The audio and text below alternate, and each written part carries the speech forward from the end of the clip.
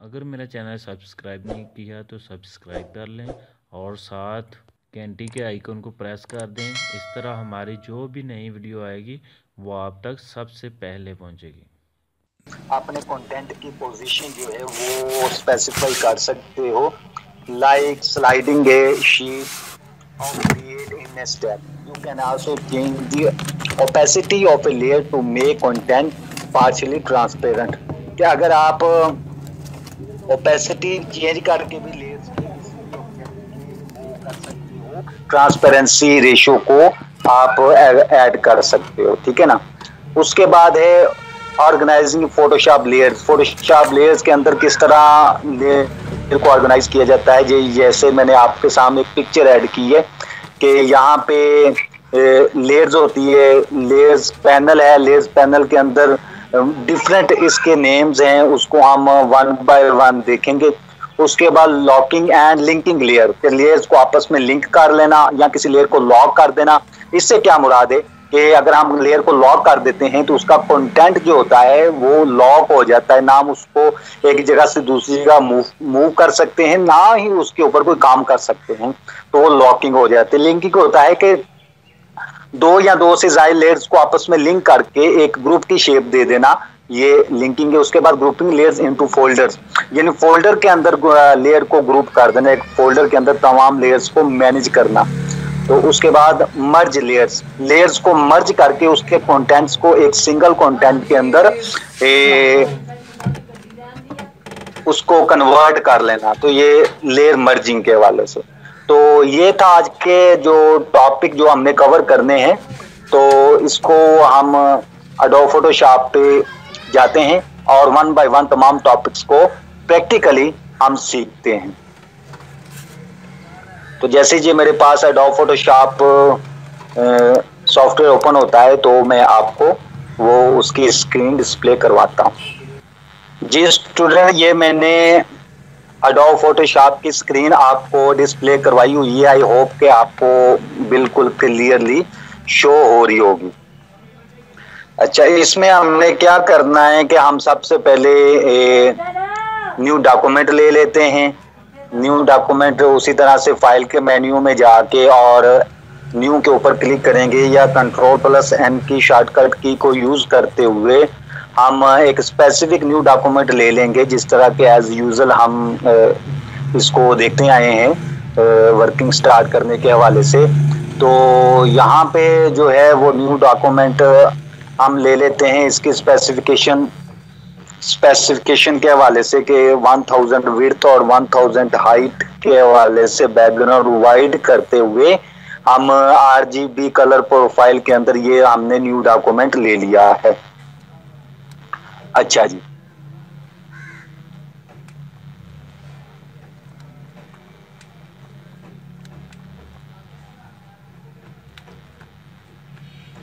ये हमारे पास आ गया जी न्यू डॉक्यूमेंट। तो यहाँ पे हमने आज लेयर्स के मतलब पढ़ना है कि लेयर्स को किस तरह मैनेज करते हैं।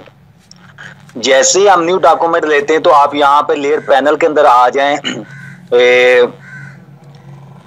राइट साइड की तरफ। तो यहाँ पे आपको एक बैकग्राउंड के नाम से ये लेयर आपको नजर आ रही होगी और आप इसके साथ देखेंगे कि ये एक टैग लॉक का आइकॉन मौजूद है। इट्स मीन कि ये एक बैकग्राउंड लेयर है और कंप्लीटली लॉक्ड है, यानी लॉक्ड इस तरह कि हम इसकी पोजीशन वगैरह चेंज नहीं कर सकते, तो इसलिए ये लॉक की हुई है, इसकी पोजीशन जो चेंज नहीं कर सकते, ठीक है ना।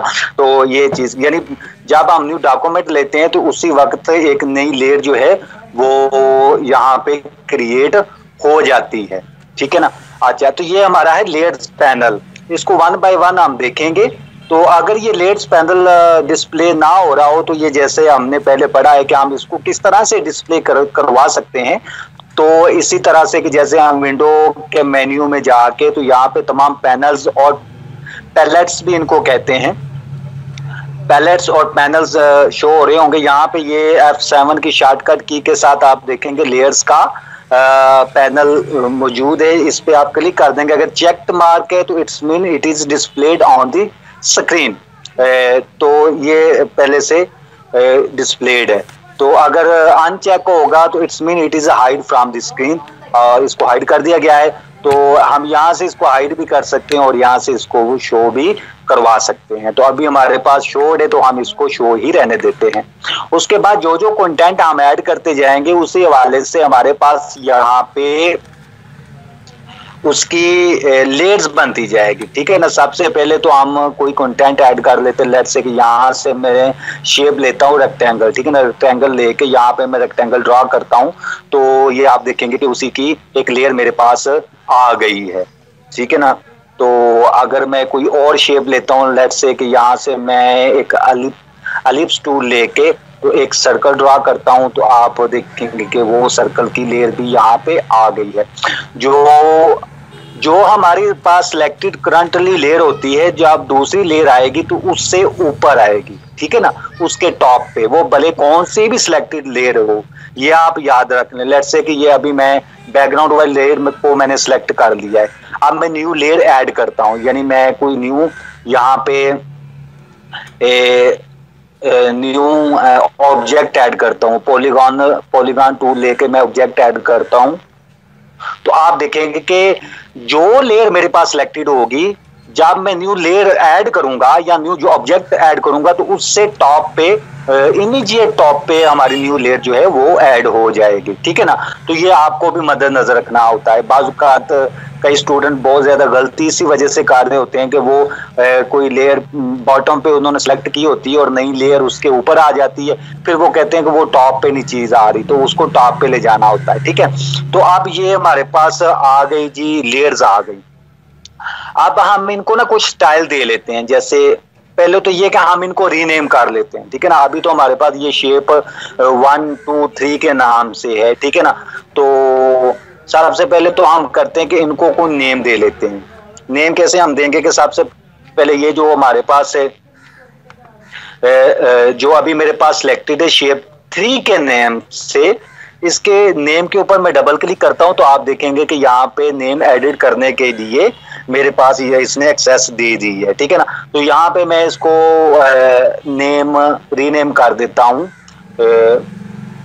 पॉलीगॉन, ठीक हो गया। और उसके बाद नेक्स्ट जो इससे इमीडिएट टॉप पे लेयर है, उस लेयर को भी मैं इस तरह रीनेम कर लेता हूँ, यानी इसके नेम पे मैं डबल क्लिक करता हूँ और इसको मैं कर लेता हूँ रेक्टेंगल। इसको मैंने नेम कर दिया रेक्टेंगल। अच्छा जी, उसके बाद जो है वो हमारे पास जो टॉप पे लेयर है जो कि सर्कल की सूरत में, आप उसको भी हम कर लेते हैं जी।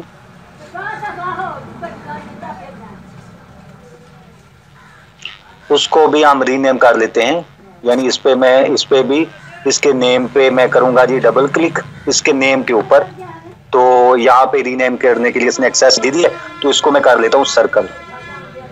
इन तमाम को लेयर्स के नेम्स को मैंने रीनेम कर दिया। ये एक बड़ा जबरदस्त वे है अपनी लेयर्स को मैनेज करने के हवाले से कि हम सबसे पहले उसको उसकी प्रॉपर नेमिंग की जाए, ठीक है ना। तो सबसे पहले उसकी प्रॉपर नेमिंग की जाए और उसके बाद जो है फिर नेक्स्ट उस पे काम किया जाए, ठीक है ना। तो अभी मैंने इन तमाम लेयर्स को कर लिया रीनेम, और बाकी इनका जो ऑर्डर है वो जैसे पहले आपको ये चीजें बताई और सिखाई गई हैं कि ऑर्डर इनका वही रहेगा। जो टॉप पे लेयर होगी उसका ऑब्जेक्ट भी फ्रंट पे होगा, जो बैक पे लेयर होगी उसका ऑब्जेक्ट भी ऐसे ही बैक पे होगा, ठीक है ना। अब हम इनको जरा कर लेते हैं, इनको स्टाइल दे लेते हैं, ठीक है ना। जैसे ये सर्कल वाली लेयर मैंने सेलेक्ट की, ऊपर स्टाइल पे आगे कोई स्टाइल दे दिया, ये मैंने स्टाइल दे दिया। और उसके बाद दूसरी लेयर आ जाए ये रेक्टेंगल वाली, और इसको भी कोई स्टाइल दे देते हैं, यानी इसका कलर वगैरह सारा कुछ ये स्टाइल दे दिया। और उसके बाद तीसरी लेयर आ गई पॉलीगॉन वाली, इसको भी हम कोई ना कोई स्टाइल यहाँ से दे देते हैं। तो ये तीनों को मैं स्टाइल मैंने दे दिया। अच्छा, एक और चीज याद रखें कि जब इनको स्टाइल देते हैं तो उसको हम इफेक्ट भी कहते हैं। तो जब कोई इफेक्ट इंप्लीमेंट करते हैं तो आप देखेंगे कि उस लेयर के साथ FX आ रहा है आइकॉन ना, एफेक्ट्स, इट्स मीन के कोई ना कोई इफेक्ट इसके ऊपर इम्प्लीमेंटेड है, ठीक है ना। तमाम लेयर्स के ऊपर आप देख लें कि अब एफेक्ट्स आ गया है, इट्स मीन कि इसके ऊपर कोई ना कोई इफेक्ट इम्प्लीमेंट है, ठीक है ना। अब अगर इसके इफेक्ट को देखना हो तो नीचे भी हम देख सकते हैं, उस लेयर को सिलेक्ट करके नीचे आ जाएं तो यहाँ पे ये एफेक्ट्स वाला जो आइकॉन, इस पर क्लिक करेंगे तो ये हमारे पास एक ये इस तरह से ओपन हो जाएगी,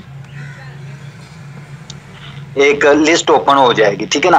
तो उसमें आप देखेंगे कि कौन कौन से इफेक्ट इंप्लीमेंट है, स्ट्रोक है, ग्रेडियंट कलर है, ये वाला है, ठीक है ना। और यहाँ से भी हम देख सकते हैं ये इसके लेयर के साथ इफेक्ट्स, इसको हम ये कोलैप्स हुआ है, अगर इसको हम एक्सपेंड कर लें तो ये यहाँ पे भी शो हो रहा है कि इसके ऊपर कौन कौन से इफेक्ट्स इंप्लीमेंट है, ठीक है ना। इसी तरह से हर लेयर के हवाले से हम देख सकते हैं, ठीक है ना। अगर हम इनके ऑर्डर को देख लें, ठीक है ना, ये सबसे पहले जिस लेयर को मैं सिलेक्ट करूंगा उसी लेयर का कंटेंट मैं मूव कर सकूंगा, उस पर काम कर सकूंगा, ठीक है ना। तो अभी मैं मूव टूल लेता हूं, तो अभी मेरे पास पॉलीगोनल जो है वो सिलेक्टेड है, तो इसको मैं जरा मूव करता हूं दूसरे के ऊपर, तो आप देखेंगे कि ये सर्कल के बैक पे है, ठीक है ना।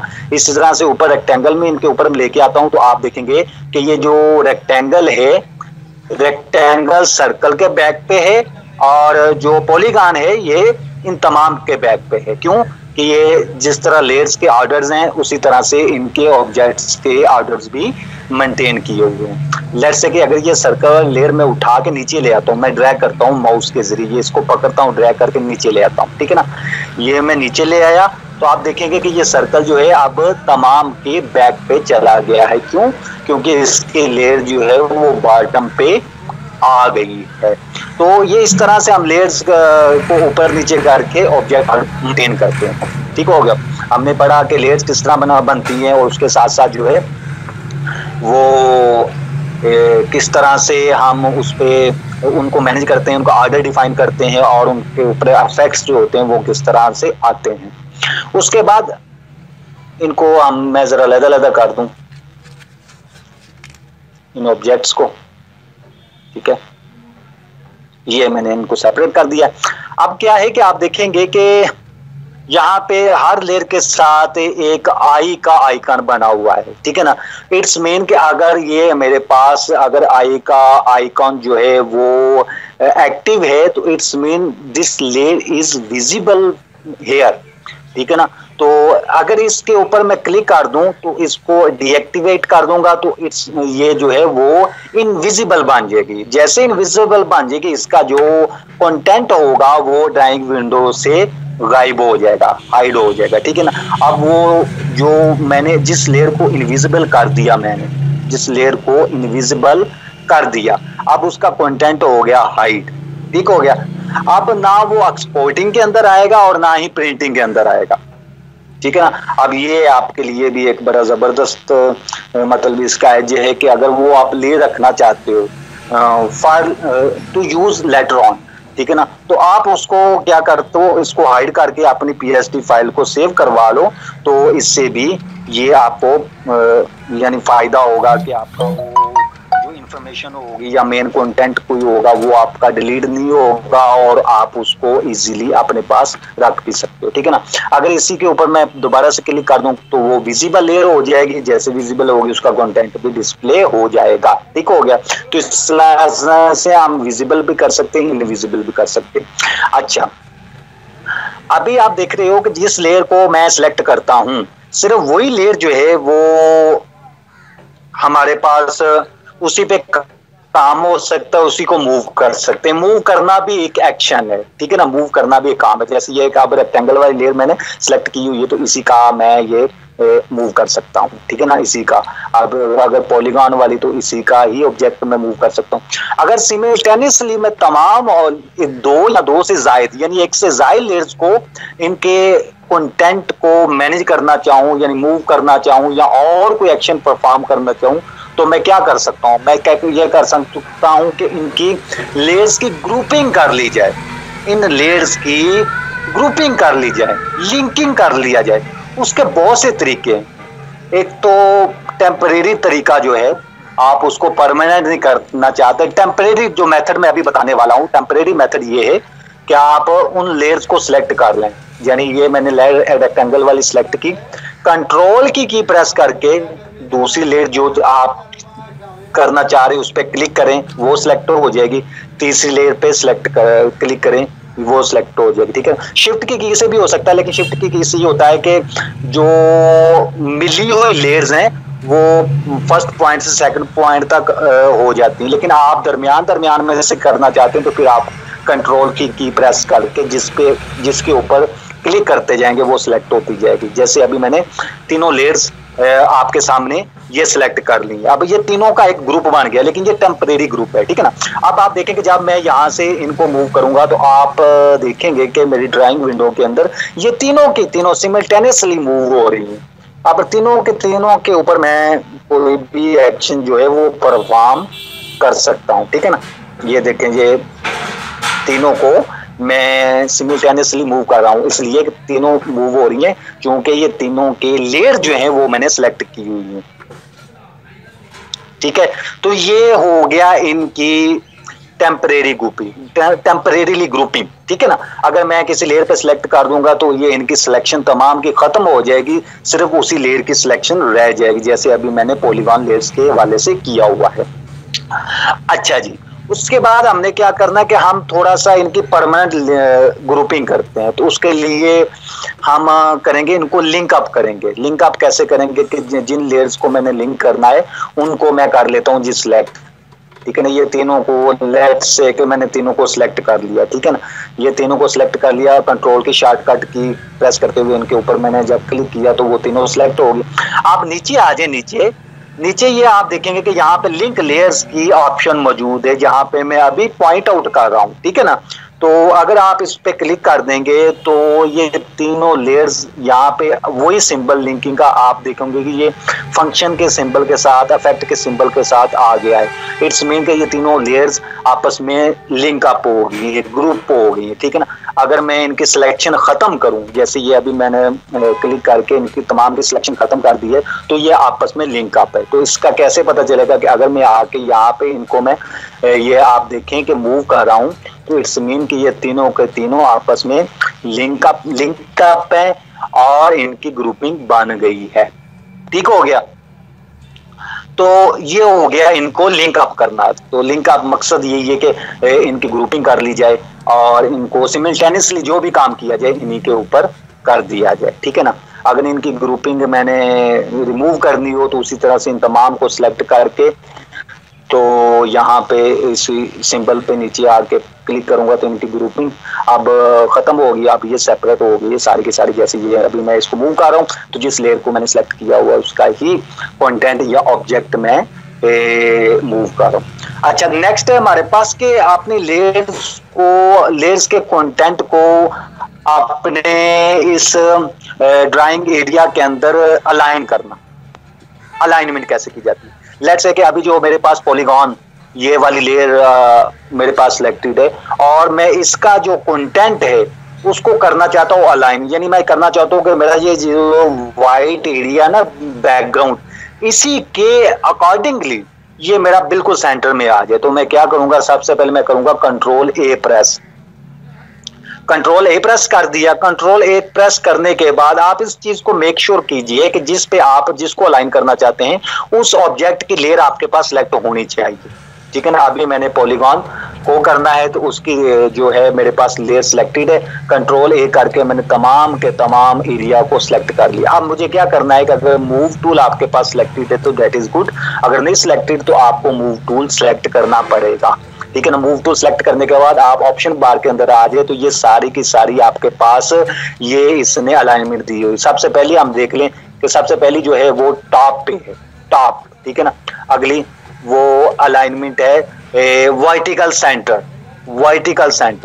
ये तीनों वर्टिकल ही हैं और ये नेक्स्ट तीनों जो हैं ये हॉरिजॉन्टल हैं। ठीक है ना, तो ये हो गया vertical top, vertical centre, vertical bottom. Next जो है वो है horizontal left, horizontal centre, horizontal right. ठीक हो गया। तो ये इस तरह से आप इसको अलाइन कर सकते हैं, ठीक है। तो जैसे अभी इसको मैं इस अपने एरिया के बिल्कुल सेंटर में लाना चाहता हूँ, तो उसके लिए मुझे vertical centre and horizontal centre करना पड़ेगा। तो ये अब एग्जैक्टली मेरा ये पॉलीगॉन शेप जो है वो इसके सेंटर में आ गई है मेरे ड्राइंग एरिया के अंदर, ठीक है ना। इसी तरह हम दूसरे को कर लेते हैं, ये सर्कल है, सर्कल को भी मैं सेंटर कर लेता हूँ, ये वर्टिकल सेंटर हॉरिजॉन्टल सेंटर। इसी तरह से मैं इस रेक्टेंगल को कर लेता हूँ, और ये वर्टिकल सेंटर एंड ये हॉरिजॉन्टल सेंटर। तो अब ये तीनों जो है वो मेरे सेंटर में आ गई हैं। ठीक हो गया। अब ये तो हो गया। अभी मैं कंट्रोल डी प्रेस करके अपनी सिलेक्शन जो है वो खत्म करता हूं। अच्छा जी, इसके बाद मुझे क्या करना है, इसके बाद मुझे ये करना है कि मैं एक स्पेसिफिक एरिया पे इन तीनों को अलाइन करना चाहता हूँ। लेट्स से कि मैं अभी यहाँ से ये मार्की रेक्टेंगल मार्की टूल में ले लेता हूँ, और लेके ये मैंने एक स्पेसिफिक एरिया पहले स्पेसिफिक कर लेते हैं अपने गाइडलाइन से, ठीक है ना। ये गाइडलाइंस की मदद से भी आप स्पेसिफाई कर सकते हैं कि ये मेरा एरिया स्पेसिफिक एरिया है यहाँ तक इन दो गाइडलाइंस के अंदर, और यहाँ पे मैं इस एरिया के अंदर मैं अपने इस कंटेंट्स को मैनेज करना चाहता हूँ। तो उसके लिए मैं क्या करूँगा, मैंने मार्की टूल लिया, मार्की टूल लेके यहाँ पे इतनी मैं कर लेता हूँ जी सिलेक्शन, इतनी मैंने सिलेक्शन कर दी, ठीक है ना। तो अब इस सिलेक्शन के हवाले से मैंने करना है इसको जी अलाइन, अपनी ये ऑब्जेक्ट्स को अलाइन करना। तो उसके लिए मैं मूव टूल ले लेता हूँ। तो सबसे पहले रेक्टेंगल, अच्छा रेक्टेंगल को मैं करना चाहता हूँ वर्टिकली टॉप और हॉरिजॉन्टल सेंटर, ठीक है ना, वर्टिकल टॉप हॉरिजॉन्टल सेंटर। तो ये मैं करता हूँ वर्टिकल टॉप, ठीक है ना, और इस सिलेक्शन के हवाले से हॉरिजॉन्टल सेंटर, उस सिलेक्शन के हवाले से हो रहा है, ठीक है ना, वर्टिकल टॉप और हॉरिजॉन्टल सेंटर। अब जितनी मैंने सिलेक्शन की उसी सिलेक्शन के हवाले से ये होगा। अब दूसरा पॉलीगॉन है, इसको मैं करता हूं कि vertical centre and horizontal centre, ठीक है ना। ये वर्टिकल सेंटर में मैंने किया, हॉरिजॉन्टल सेंटर किया, तो एग्जैक्टली जहां पे मैं चाहता हूं वहां पे आ गए। अब ये जो दूसरा मेरे पास सर्कल को करता हूं कि वर्टिकल बॉटम और हॉरिजॉन्टल सेंटर, ठीक है ना। तो ये तीनों अलाइनमेंट आप देखेंगे एग्जैक्टली मैंने किस तरह इनको मैनेज किया हुआ है, ठीक है ना। एक स्पेसिफिक एरिया के अंदर मैंने इसको किया हुआ है, ठीक है। तो इस तरह से आप अपनी लेयर्स को, अपने लेयर्स के ऑब्जेक्ट्स को भी स्पेसिफिकली अलाइन कर सकते हो। ये हो गया जी। उसके बाद क्या है जी, एक हो गया लिंकिंग भी हो गया। दूसरा है कि लॉकिंग, किसी लेयर को लॉक कर देना। जैसे अभी ये मेरे पास सर्कल है ना, तो सर्कल को मैं यहाँ से मूव कर रहा हूँ आगे पीछे, ठीक है ना, लेकिन मैं इसको लॉक करना चाहता हूँ कि ये इसकी पोजीशन भी फिक्स रहे और इसके ऊपर मैं कोई किसी किस्म का काम भी ना कर सकूं। तो सबसे पहले इस लेयर को मैं सिलेक्ट करूंगा जो कि मेरे पास ऑलरेडी सिलेक्टेड है। ऊपर आ जाऊं तो ये लॉक पैड का एक ऑप्शन है, इस पे मैंने क्लिक किया तो ये होगी लॉक। अब ये इसको मैं मूव नहीं कर सकता और ना ही इसके ऊपर मैं कोई एडिटिंग कर सकता हूं, ठीक है ना। तो ये हो गया लॉक, ठीक है ना। अगर अनलॉक करना हो तो इस तरह से इसको सिलेक्ट करके तो ऊपर इसी लॉक वाले आइकॉन के ऊपर हम क्लिक करेंगे तो ये अनलॉक हो गया। अब ये आगे पीछे मूव कर सकता है, ठीक है। तो इस तरह आप अपनी लेयर्स को लॉक भी कर सकते हो।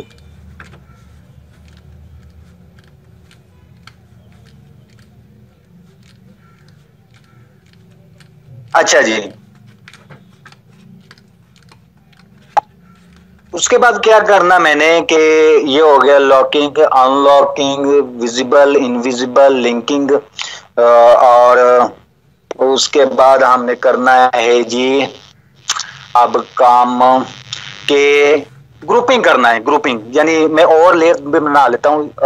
यहाँ पे हम एक ले लेते हैं लेयर और किसी शेप की, यानी ये मैं ले लेता हूँ सर्कल, एक और ले लेता हूँ। ये मैंने सर्कल ड्रा कर लिया, इसका मैं स्टाइल को और ले लेता हूँ, ये स्टाइल ले लिया। अब मैं एक और एलिप्स ले लेता हूँ कोई, ये एलिप्स मैंने ड्रा कर ली, ठीक है ना। इसका भी मैं कुछ इस तरह से, अब मैं चाहता हूँ कि सेम प्रॉपर्टीज वाली लेयर जो हैं, कंटेंट्स जो है, इनको मैं किसी एक फोल्डर ग्रुप के अंदर कर लूं ताकि मेरे लिए मैनेज आसान हो जाए और इतने लेयर्स का जो बखेरा है वो मेरे से मैनेज हो जाए और उनको मैं इकट्ठा कर सकूं। तो उसके लिए मैं क्या करूंगा कि मैं करूंगा ये, यहाँ से मैं एक ग्रुप बना लूंगा, फोल्डर ग्रुप।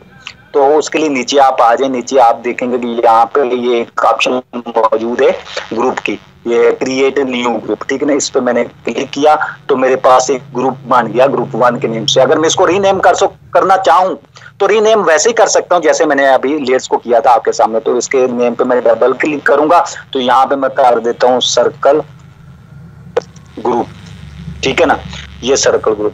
अब ये सेम प्रॉपर्टीज की जो लेयर्स हैं, यानी अभी सर्कल से रिलेटेड, वो सारी की सारी मैं इसमें लाना चाहता हूँ, ठीक है। तो उसको मैं सबसे पहले उनको सिलेक्ट करूंगा, यानी ये पहली मैंने सिलेक्ट कर ली, ये दूसरी सिलेक्ट कर ली और नीचे आ गई ये तीसरी सिलेक्ट कर ली। अब ये इनको मैं सिलेक्ट करके यहाँ से पकड़ के ड्रैग करते हुए इस सर्कल के अंदर छोड़ दूंगा, तो वो सारी की सारी लेयर जो है वो इस सर्कल ग्रुप वो के अंदर आ जाएंगे, ठीक है ना। यहाँ से मैं इसको, ये अभी एक्सपेंडेड है तो उसको कोलैप्स भी कर सकता हूँ इस तरह से। तो इस तरह से आपका जो काफी ज्यादा बिखरी हुई चीजें वो आपकी मैनेज हो जाएंगी, ठीक है ना। कोई और ग्रुप बनाना हो तो बना सकते हैं आप। अगर इन लेयर्स को इनमें से निकालना हो तो निकाल भी सकते हैं आप। इनको सिलेक्ट कर ले, सिलेक्ट करके ड्रैग करके नीचे ले आए तो वो इस ग्रुप से निकल जाएंगी। तो आप ये ग्रुप अगर एम्प्टी हो जाएगा तो उसको आप डिलीट भी कर सकते हैं। डिलीट कैसे कर सकते हैं, नीचे आ जाए। अच्छा, किसी लेयर को डिलीट करना हो, लेट्स से कि ये जो हमने ग्रुप बनाया इसी में से किसी लेयर को डिलीट कर दे, मैं नीचे आ जाऊं, नीचे आके ये डिलीट का आइकॉन बना हुआ है आपके सामने। इस पे जैसे मैं क्लिक करूंगा तो आप देखेंगे कि वो मेरी स्पेसिफिकली लेयर जो है वो डिलीट हो जाएगी। यानी यहाँ पे एडोब फोटोशॉप CS5 का एक डायलॉग बॉक्स आ जाएगा, वो पूछ रहा है कि आप शेप 1 वाली जो लेयर है उसको डिलीट करना चाहते हैं। यस, ये मैंने यस किया और वो डिलीट होगी, ठीक है ना। इस तरह से लेयर आप डिलीट भी कर सकते हैं, ठीक है ना। अच्छा, एक और चीज होती है कि आप स्पेसिफिकली किसी लेयर, कोई लेयर भी क्रिएट करना चाहते हैं तो लेयर भी क्रिएट कर सकते हैं। एक तो ये होता है कि आप कोई कंटेंट लेते हो तो उसी के अकॉर्डिंगली लेयर ऑटोमेटिक क्रिएट हो जाती है। लेकिन आप स्पेसिफिकली कोई लेयर क्रिएट करना चाहते हो तो नीचे आ जाए, नीचे आके यहाँ पे आप देखेंगे कि ये जो आपका बास्केट है डिलीट वाली, उसके साथ क्रिएट न्यू लेयर, इस पर मैं क्लिक कर दूंगा तो एक ट्रांसपेरेंट लेयर ऐड हो जाएगी, ठीक है। ट्रांसपेरेंट लेयर, बिल्कुल ट्रांसपेरेंट लेयर, ट्रांसपेरेंट लेयर यहाँ पे ऐड हो जाएगी। आप ये ट्रांसपेरेंट लेयर जो है इसके ऊपर कोई भी कंटेंट ऐड कर सकते हो, ठीक है ना। तो ये आपके पास लेयर 1 के नाम से जैसे ट्रांसपेरेंट लेयर एक ऐड हो गई है, तो आप कोई लेयर यहाँ से ऐड कर सकते हो, ठीक है ना। तो इसको डिलीट करना हो तो वैसे ही जैसे हमने पहले किया इसको डिलीट कर सकते हो। अच्छा, ये जो न्यू लेयर यहाँ से अभी हमने ऐड की है, एक ट्रांसपेरेंट लेयर ऐड होती है।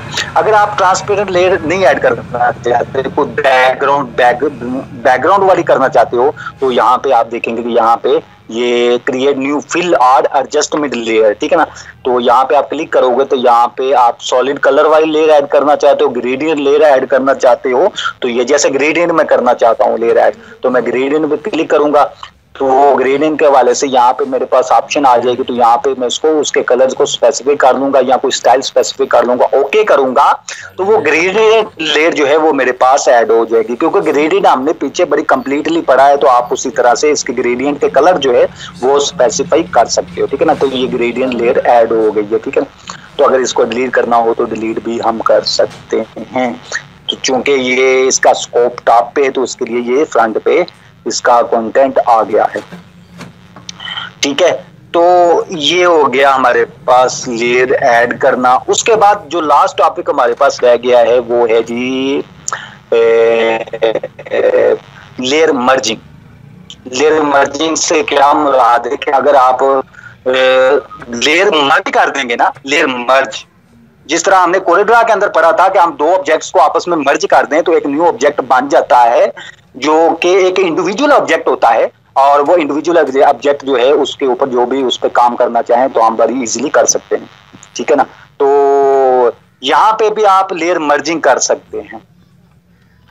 तो लेयर मर्जिंग करके, अच्छा यहाँ पे आप याद रखें, जो आप कुछ ऑब्जेक्ट्स को आपस में मर्ज कर देंगे ना, तो फिर वो उनको डीमर्ज नहीं कर सकेंगे, ठीक है ना, उनको सेपरेट नहीं कर सकेंगे, ये याद रखें, ठीक है ना।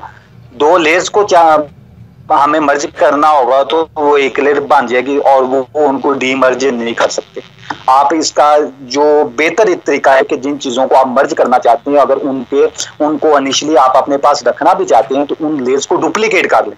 तो डुप्लीकेट कैसा किया जाता है ये भी मैं आपको बता देता हूं। तो यहाँ पे मैं करता हूँ जो मर्ज, सबसे पहले तो तमाम लेयर्स को मैं डिलीट कर देता हूँ 1 बाय 1 करके, ठीक है। तो ये मैंने डिलीट कर दिया जी, ये भी डिलीट कर दिया, ग्रुप भी डिलीट कर दिया, और ये ग्रेडियंट वाली लेयर भी मैंने डिलीट कर दी, ठीक है। ये होगी डिलीट। अब मैं एक ड्रा करता हूँ, यहाँ से एलिप्स टूल लेता हूँ और एक यहाँ पे एक एलिप्स ड्रा करता हूँ, ठीक है ना। ये हो गई। अब मैं सर्कल ड्रा करता हूँ, एग्जैक्टली ये मैंने सर्कल ड्रा कर दिया है, ठीक है ना। अब इधर भी एक सर्कल ड्रा करना दूसरी साइड पे, ठीक है ना। पहले तो ये करते हैं कि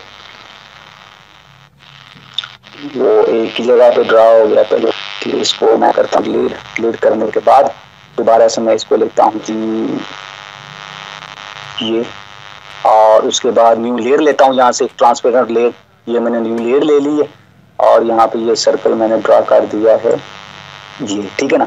अब ये सर्कल ड्रा हो गया, ये सर्कल मैं दूसरी साइड पे भी लाना चाहता हूँ, तो इसको मैं इस लेयर को डुप्लीकेट कर दूंगा, यानी ये जो लास्ट सर्कल वाली लेयर मैंने ड्रा की है इसको करता हूँ डुप्लीकेट। कैसे? इस लेयर पे मैं करूंगा राइट क्लिक, ये जैसे ही राइट क्लिक मैंने इस लेयर पे किया तो मेरे पास इस लेयर्स के हवाले से बहुत सारी प्रॉपर्टीज और ऑप्शन सामने आ गई। यहाँ पे आप देखेंगे डुप्लीकेट लेयर, ये डुप्लीकेट लेयर की ऑप्शन मौजूद है।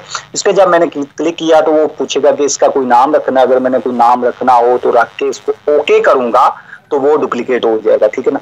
अब मूव टूल के मदद से यहाँ से मैं इसको इस तरफ लेके आता हूँ, ये हो गया, ये डुप्लीकेट जो हुआ था वो उसको मैं इधर ले आया हूँ, ठीक हो गया। तो अब मुझे क्या करना है कि मैंने ये तीनों को मर्ज करके, अब ये देख ले कि ये अलग-अलग सारे ना, ये सारे सेपरेट हैं। ये देखिए मैं इसको इनविजिबल करता हूँ, इसको करता हूँ, इसको करता हूँ, ठीक है ना। अब इनके ऊपर तमाम पे मैं कोई प्रॉपर्टीज ऐड नहीं कर सकूंगा, फिर भी वो अलग-अलग लगेंगे। मैं एक ऑब्जेक्ट में लाना चाहता हूँ। इन तीनों को मैं सिलेक्ट कर लिया, मैंने तीनों लेयर्स को सिलेक्ट कर लिया। अब इनको करना चाहता हूँ मर्ज में, ठीक है ना। ऊपर लेयर्स पे आ जाए, लेयर्स के मेन्यू पे आ जाए, यहाँ पे आके आप देखेंगे मर्ज लेयर, कंट्रोल+E की शॉर्टकट की के साथ इसको मैं क्लिक करूंगा तो आप यहाँ पे वो एक लेयर बन लीजिए, ठीक है ना। ये एक लेयर बन गई। अब इसको रिवर्ट नहीं कर सकते, रिवर्ट कंट्रोल-Z करके ही कर सकते हैं, या हिस्ट्री के अंदर जाके कर सकते हैं, ठीक है ना। तो अब ये एक बन गई है। अब इसको हम इसकी प्रॉपर्टीज चेंज कर सकते हैं। मैं बेसिक कलर्स पे इसको लेके आता हूँ, ये आ गया। आप देखेंगे ये एक ही ऑब्जेक्ट है, ठीक है ना। इसके ऊपर जो भी मैं प्रॉपर्टी इंप्लीमेंट करूंगा, जो भी इसके ऊपर इफेक्ट दूंगा, वो सारा का सारा इस सारे पे आ जाएगा, ठीक है। जैसे मैं इसको कोई स्टाइल देता हूँ तो ये स्टाइल दिया तो ये एक ही चीज है, ठीक है, एक ही चीज है, ये देखिए एक ही चीज है। तो ये इस तरह से हम लेयर्स मर्ज भी कर सकते हैं। तो लेयर्स के हवाले से स्टूडेंट जितना आज का लेसन है ये आपको क्लियरली समझ आ गया होगा कि किस तरह हम लेयर्स ऐड करते हैं, किस तरह से हम जनाब इनको लिंकिंग करते हैं, विजिबल करते हैं, इनविजिबल करते हैं, लॉक करते हैं, मर्ज करते हैं, मूव करते हैं, अलाइन करते हैं, और उसके साथ साथ इसके ऊपर किस तरह उनको लॉक करके और डुप्लीकेट करते हैं और इफेक्ट्स इंप्लीमेंट करते हैं।